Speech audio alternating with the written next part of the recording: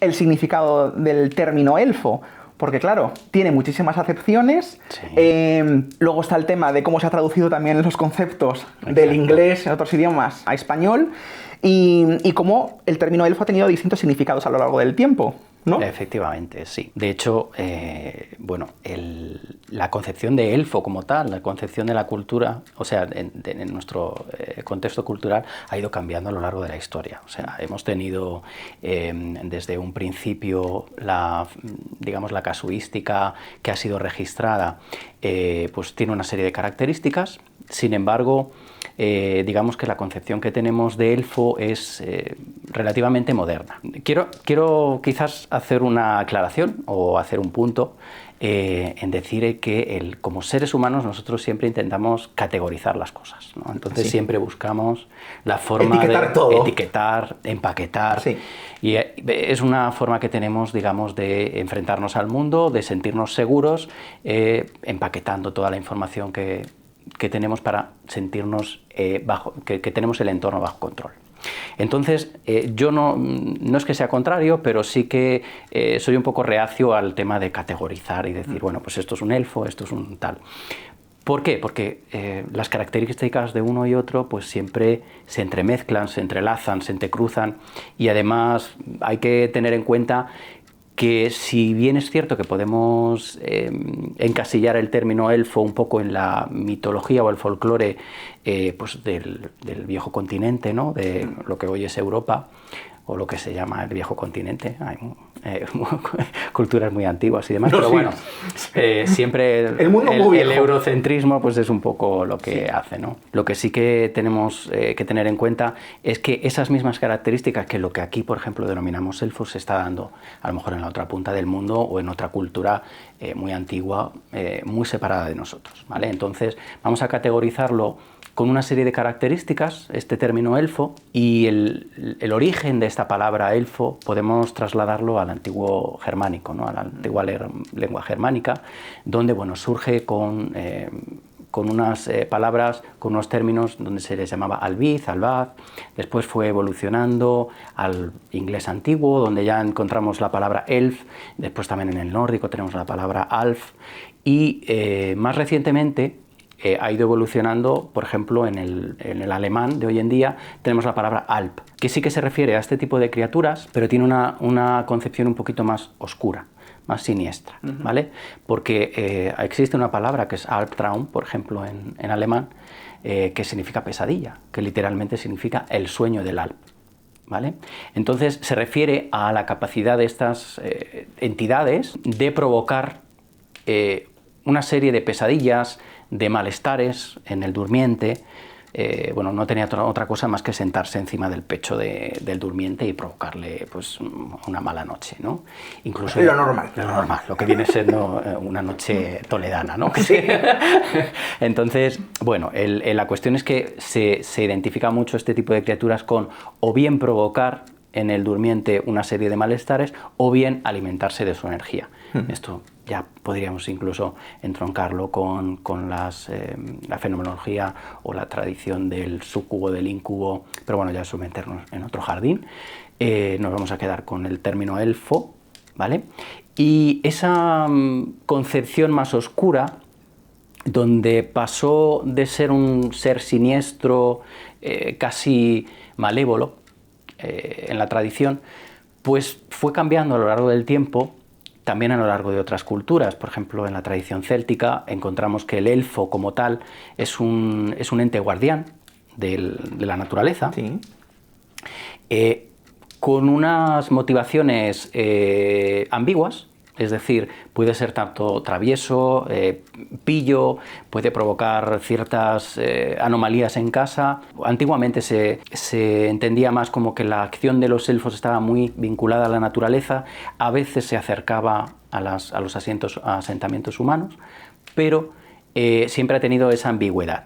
Ha habido una relación, digamos, cordial entre los seres de la naturaleza y el ser humano, siempre que se respetaran ciertas reglas, ciertos pactos, ¿no? mediante ofrendas y demás, que esto ya lo hablaremos después, porque en el caso se dan muchas características a estudiar, ¿no? Se repiten mucho en la casuística a lo largo del mundo. Sí, como el tema de la manzana, Exacto. la piedra como ofrenda, como regalo. Exacto. De esos otros seres. Sí, es una especie de diplomacia no escrita que desde muy antiguo pues, el ser humano ha tenido con estas entidades. Después, a partir de la concepción celta o de la expansión de los pueblos germanos hacia lugares donde había otro tipo de tribus o poblaciones, pues se fueron fusionando. Encontramos que ya en una época mucho más moderna, hacia el romanticismo y posterior al romanticismo, ya encontramos una influencia, digamos, primordial a la hora de entender el tema de los elfos. Que es un poco la concepción que tenemos hoy en día. La concepción que el romanticismo moderna. Al final también influyó mucho en todo lo que es el concepto de las hadas, bueno, todo lo que son las criaturas relacionadas, féricas, relacionadas con el mundo de la naturaleza. Exacto, ¿no? Al final es donde ese vínculo, la concepción que tenemos hoy en día, viene principalmente, tanto el concepto tanto del término como de la fisionomía o la imagen representativa. Incluso de la interacción, y de la propia interacción. Sí, porque lo que está claro es que al final el término elfo, como el concepto hada, fae, bueno, tanto en castellano como en otros idiomas, al final es todo muy difuso. Es en plan, no hay nada claro o asentado. Sí que ahora lo tenemos como muy asentado. La gente cuando hablas de una hada o de un elfo o de un duende o un gnomo, una sirena, la gente sí que tiene clara la imagen, pero claro, vino principalmente influenciada por el romanticismo y luego, bueno, pues todo por la cultura popular y todo, pues, la cultura también el desarrollo del cine, la fantasía, todo lo que, o sea, el género fantástico, no solo en literatura, sino pues eso, en ilustración, y luego el cine ha hecho muchísimo también. Por supuesto, hemos tendido a, pues eso, categorizarlo y hacer una serie de características empaquetadas, ¿no? Y entonces, bueno, pues rápidamente si vemos una imagen de un hombre alto, esbelto, con una túnica y con orejas puntiagudas, es un elfo, ¿no? O una sirena, pues tenemos una idea preconcebida. Sin embargo, bueno, a lo largo de la historia, pues como hemos dicho, ha ido cambiando y seguirá cambiando también, porque la cultura humana pues es muy cambiante. Y ya hablaremos de esto también. Sí, o sea, vamos a hacer en todos los episodios que vamos a ir haciendo en la temporada, y vamos a ir analizando los casos de Expediente Elemental, donde se van a ver criaturas de todo tipo. La idea es que en cada episodio hablaremos, porque en esto es un poco una introducción, y hablaremos del término elfo y todo lo que tiene que ver con la casuística del caso, pero va a haber otros casos que no vamos a contar todavía de qué son, aunque si habéis visto el cartel, pues podéis imaginaros, pero va a haber otro tipo de criaturas y vamos a ir hablando pues de todas estas criaturas por separado y hablando de todos estos temas y, bueno, del propio término y de de todo, de cómo ha ido evolucionando la imagen de lo que tenemos o lo que concebimos hoy. Exacto, lanzaremos también hipótesis, es también muy amplio. Sí, al final este programa es un poco más de divulgación, ya no solo de folclore, sino bueno, pues de fenomenología, de casuística, que siempre es muy interesante, o a mí siempre me ha parecido muy interesante, porque al final no hay nada escrito, siempre digo que todo es muy... Hay mucho escrito, pero no hay nada claro. Exacto, también, sí. O sea, la cuestión es que al final lo que buscábamos también con este formato era un poco un espacio de reflexión y bueno, y de divagar y de divulgar y de reflexionar y de hacer un poco también introspección, porque claro, luego también hay una parte también más espiritual o más que queremos, que también es muy interesante comentar, porque al final, ya hablaremos al final de este programa sobre eso, donde creemos que es donde ahí está la clave en todos estos temas, porque si no, ¿de qué sirve todo esto? ¿Para qué hablamos sobre todo esto? ¿Simplemente como mero entretenimiento? Bueno, entretenimiento está bien, pero creemos que hay que hacer una lectura muchísimo más profunda, porque al final este tipo de encuentros han sucedido a lo largo de toda la historia, siempre, en todas las culturas del mundo. Y, o sea, que no es una cosa aislada, y que sigue ocurriendo, sigue pasando. No es una cosa que moderna. Aunque la gente no se lo crea, la gente sigue teniendo este tipo de encuentros. ¿De dónde vienen? ¿Cómo son? Pues intentaremos ir desgranando, a ver si podemos llegar a algún tipo de conclusión. Intentaremos hacer un ejercicio. Sí, también un poco ayudar a la gente, de que a lo mejor ha podido tener algún tipo de encuentro similar. Bueno, pues si esto le puede ayudar de alguna forma a poder entender lo que le ocurrió, porque luego está claro, y esto ya lo hablaremos en este programa y en otros programas, está el tema de que muchas veces no se habla sobre estos temas. No, por supuesto. Y que la gente lo lleva para adentro, pero bueno, lo comentaremos. El tabú es un tema también principal que abordaremos. Sí, lo abordaremos. Pero bueno, hablando del término elfo y un poco hablando de esa evolución que ha tenido hasta los días de hoy, cuando la gente piensa en el concepto de elfo actual, que piensa en un humanoide esbelto, muchas veces con el pelo largo, rubio, orejas puntiagudas, bien influenciado principalmente por la obra de Tolkien, El Señor de los Anillos, El Hobbit, que bueno, yo sé que eres muy fan de El Señor de los Anillos. Yo soy más de la generación de Harry Potter, pero eres del Señor de los Anillos. Entonces, bueno, aquí nos complementamos. Bueno, en Harry Potter también tenemos elfos. Sí, pero claro, por ejemplo, los elfos como Dobby de Harry Potter van más hacia la tradición antigua, ¿no? Exacto. Es una criatura más pequeñita, en plan, que a lo mejor lo puede identificar gente como más el duende de lo que se puede imaginar la gente como concepto de duende. Ahí es donde las fronteras. Sí. Y cuando empieza también de los términos que se les ponen, bueno, tanto en el imaginario de Tolkien como de J.K. Rowling, pues eso, los términos también, cada uno coge lo que al quiere. Final, cada autor, pues han sido los dos influencias enormes a la cultura popular. Sí.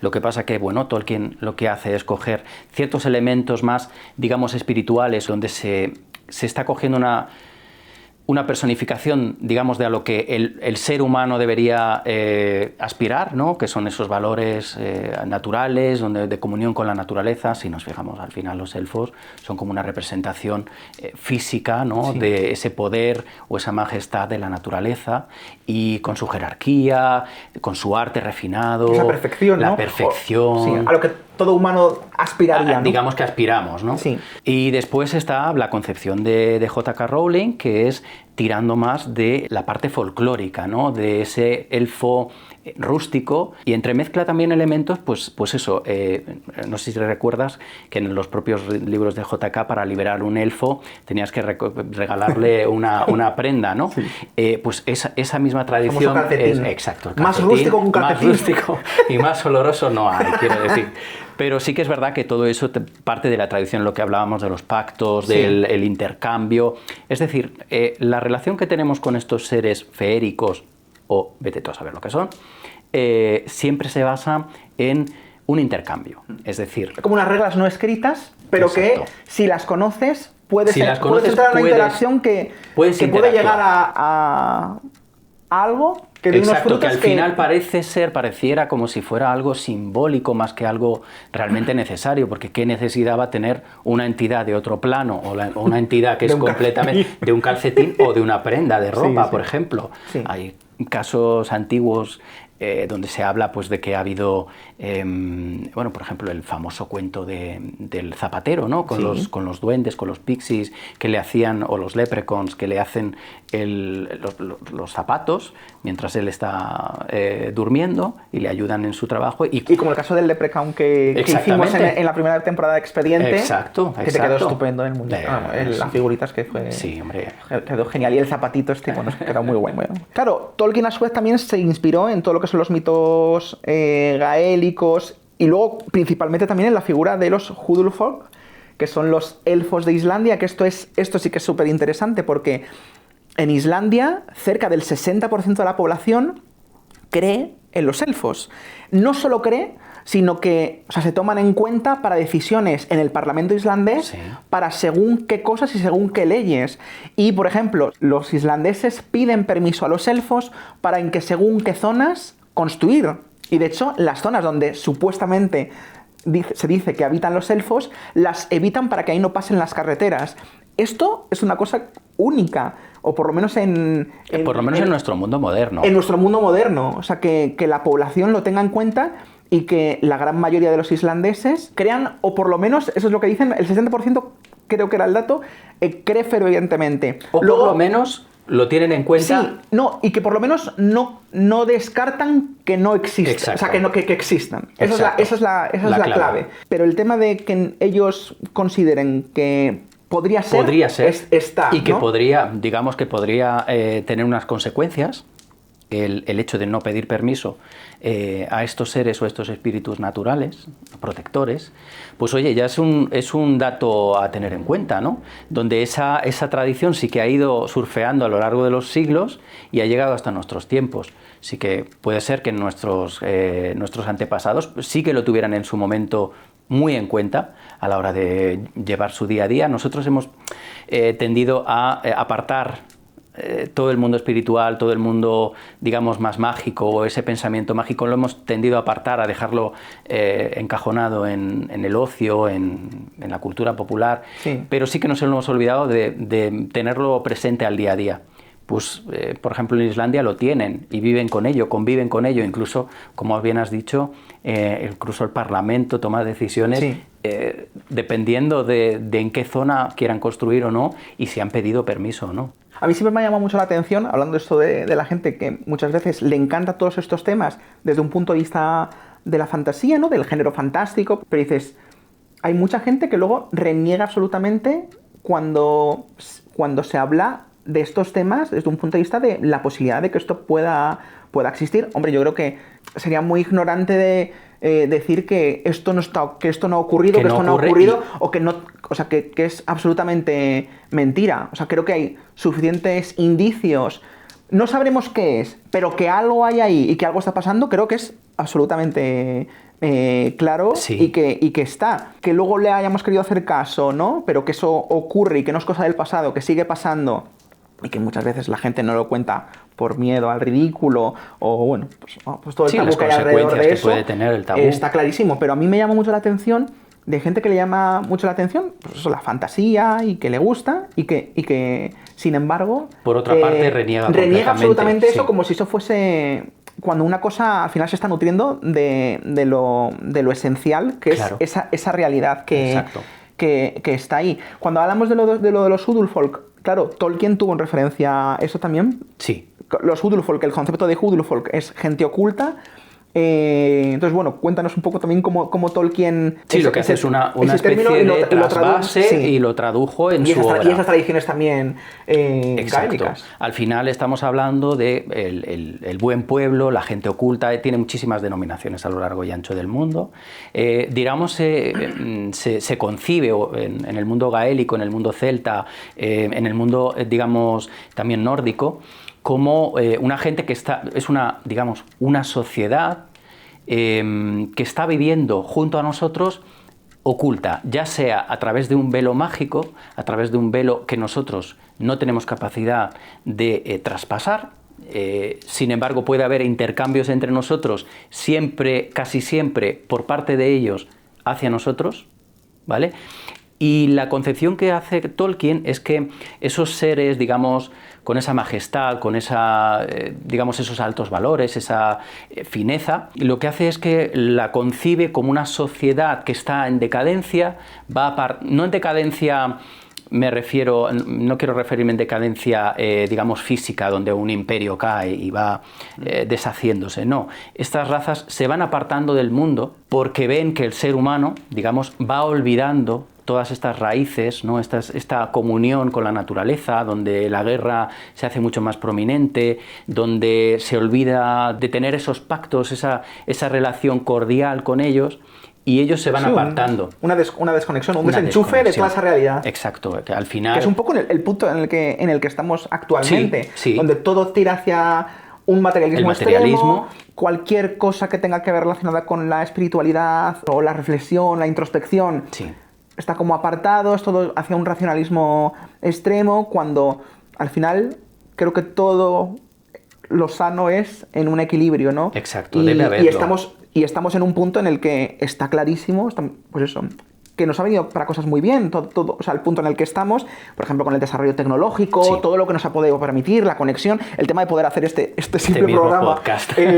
Eso nos ha permitido, pero claro, es como que nos hemos ido tan hacia ese extremo que se nos ha olvidado y nos hemos desconectado de todas estas realidades prácticamente total, que en el pasado y no hace mucho formaba parte del día a día de la gente. Y no hablo del concepto de religión, que eso es una cosa aparte. Sino hablo de, pues eso, de los anhelos humanos y de la espiritualidad como concepto de que no somos simplemente... El simple pensamiento mágico. El simple pensamiento mágico se ha ido perdiendo, o sea, digamos que lo hemos ido apartando. Sí, siempre se entiende como un concepto más infantil o inmaduro o de pura ignorancia, ¿sabes? Como claro, cuando indagas y investigas pues todos estos temas de la magia en todas sus acepciones, te das cuenta de que hay muchísima más chicha de la que, claro, de lo que nos ha hecho creer, y que la gente, y esto es una cosa que también a mí, vamos, me pone negro, es el tema de decir que la gente del pasado era poco más que tonta. Y es para nada. Con una ignorancia supina. Y había un conocimiento antes de según ciertas cosas que lo hemos olvidado absolutamente. Totalmente. Y muchas veces a la hora de hacer análisis, hacemos un análisis muy vago, pensando que son, pues eso, que eran poco más que ignorantes, cuando sabían de ciertas cosas que me gustaría saber